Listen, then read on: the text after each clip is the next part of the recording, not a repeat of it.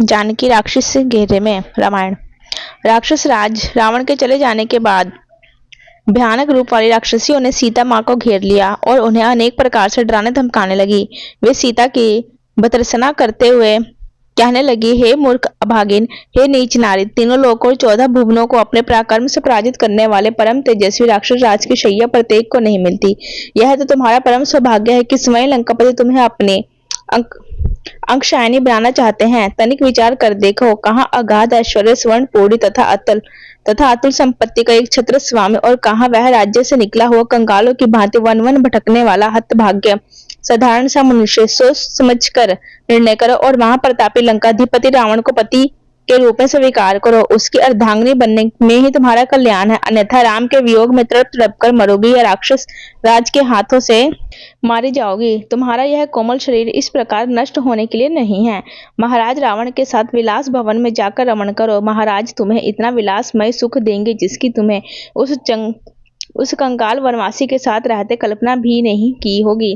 राक्षसियों की ये बातें सुनकर कमल नयनी सीता ने अश्रुपूर्ण नेत्रों से उनकी ओर देखकर कहा, तुम सबका यह लोक विरुद्ध एवं पापपूर्ण प्रस्ताव मेरे हृदय में क्षण मात्र को भी ठहर नहीं पाता। एक मानव कन्या किसी राक्षस की भार्या नहीं हो सकती। तुम सब लोग भले ही मुझे खा जाओ, किंतु मैं तुम्हारी बात नहीं मान सकती। मेरे पति दीन हो अथवा राज्यहीन हो, वे मेरे स्वामी हैं और मैं सदा उन्हीं में अनुरक्त हूँ तथा आगे भी रहूंगी। मैं सुवर चला, सूर्य में महाभागा, शची इंद्र में, अरुण धति महर्षि वशिष्ठ में, रोहिणी चंद्र में, सुकन्या च्यवन में, सावित्री सत्यवान में, श्रीमती कपिल में, मदयंती सौदास में, केशनी सगर में और दमयंती नल में अनुराग रखती हूँ। वैसे ही मैं अपने पति इक्ष्वाकुंश शशि शिरोमणि श्री राम में अनुरक्त हूँ। सीता के वचन सुनकर राक्षसियों के क्रोध की सीमा न रही। वे रावण की आज्ञा अनुसार कठोर वचनों द्वारा उन्हें धमकाने लगी। अशोक वृक्ष में चुपचाप छिपे हुए हनुमान जी सीता को फटकारती हुई राक्षसियों की बातें सुनते रहे। वे सब राक्षसियां कुपित होकर कांपती हुई सीता पर चारों ओर से टूट पड़ी। उनका क्रोध बहुत बढ़ा हुआ था। राक्षसियों के बारंबार धमकाने पर सर्वांग सुंदरी कल्याणी सीता अपने आंसू पोंछती हुई उसी अशोक वृक्ष के नीचे चली आई जिस पर हनुमान जी छिपे बैठे थे। शोक सागर में डूबी हुई विशाल लोचना वैदेही वहां चुपचाप बैठ गई। वे अत्यंत दीन व दुर्बल हो गई तथा उनके वस्त्र मलिन हो चुके थे। विकराल राक्षसियां फिर उन्हें घेर कर तरह तरह से धमकाने लगी। विकराल रूप वाली राक्षसियों के द्वारा इस प्रकार से धमकाए जाने पर देव कन्या के सामने सुंदरी सीता धैर्य छोड़कर रोने लगी। विलाप करते हुए कहने लगी, हे भगवान, अब ये विपत्ति नहीं सही जाती। प्रभु, मुझे इस विपत्ति से छुटकारा दिलाओ या मुझे इस पृथ्वी से उठा लो। बड़े लोगों ने सच कहा है कि समय से पहले मृत्यु भी नहीं आती। आज मेरी कैसी दयनीय दशा हो गई है।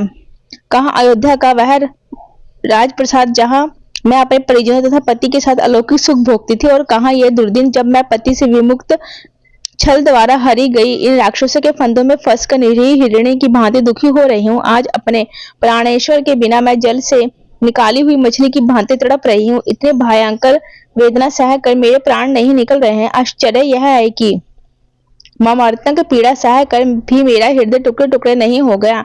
मुझ जैसी अभागनी कौन होगी जो अपने प्राणाधिक प्रियतम से बिछुड़ कर भी अपने प्राणों को संजोए बैठी हुई। अभी न जाने कौन से दुख मेरे भाग्य में लिखे हैं, न जाने वह दुष्ट रावण मेरी कैसे दुर्गति करेगा। चाहे कुछ भी हो, मैं उस महापात की को अपने बाएं पैर से भी स्पर्श न करूंगी। उसके इंगित पर समर्पण करना तो दूर की बात है। दुर्भाग्य ही है कि किस प्रकार परम प्रतापी वीर की भार्या होकर भी दुष्ट रावण के हाथों सताई जा रही हूँ और वे मेरी रक्षा करने के लिए अभी तक यहाँ नहीं पहुंचे। मेरा तो भाग्य ही उल्टा चल रहा है। यदि परोपकारी जटायु राज इस नीच के हाथों न मारे जाते तो वे अवश्य निराघव को मेरा पता बता देते और वे आकर रावण का विनाश कर देते, मुझे इस भयानक यातना से मुक्ति दिलाते। परंतु मेरा मन कह रहा है कि दुष्ट चरित्र रावण के पापों का घड़ा भरने वाला है। अब उसका अंत अधिक दूर नहीं है। वह अवश्य ही मेरे पति के हाथों मारा जाएगा। उनके तीक्ष्ण बाण लंका को लंपट राक्षसों के अधिपत्य से मुक्त करके अवश्य मेरा उद्धार करेंगे, किंतु उनकी प्रतीक्षा करते करते मुझे इतने दिन हो गए और वे अभी तक नहीं आए। कहीं ऐसा तो नहीं कि उन्होंने मुझे मरा हुआ समझ लिया हो और इसलिए अब वे मेरी खोज खबर नहीं ले रहे हैं। ये भी तो हो सकता है कि दुष्ट मायावी रावण ने जिस प्रकार छल से मेरा हरण किया, उसी प्रकार उसने छल से उन दोनों भाइयों का वध कर डाला हो। उस दुष्ट के लिए भी कोई नीच कार्य अकरणीय नहीं है। दोनों दशाओं में मेरे जीवित रहने का प्रयोजन नहीं है। यदि उन्होंने मुझे मरा हुआ समझ लिया या इस दुष्ट ने उन दोनों का वध कर दिया तो भी मेरा और उनका मिलना जब असंभव हो गया है, जब मैं अपने प्राण विष्णु से नहीं मिल सकती तो मेरा जीवित रहना व्यर्थ है। मैं अभी इसी समय अपने प्राणों का उत्सर्ग करूंगी। सीता के निराशा भरे वचनों को सुनकर पवन पुत्र हनुमान अपने मन में विचार करने लगे कि अब इस बात में कोई संदेह नहीं है कि यह ही जिनकी नंदिनी है, जानकी है, जो अपने पति के वियोग में व्यक्त हो रही है। यही वह समय है जब इन्हें धैर्य की सबसे अधिक आवश्यकता है। धन्यवाद।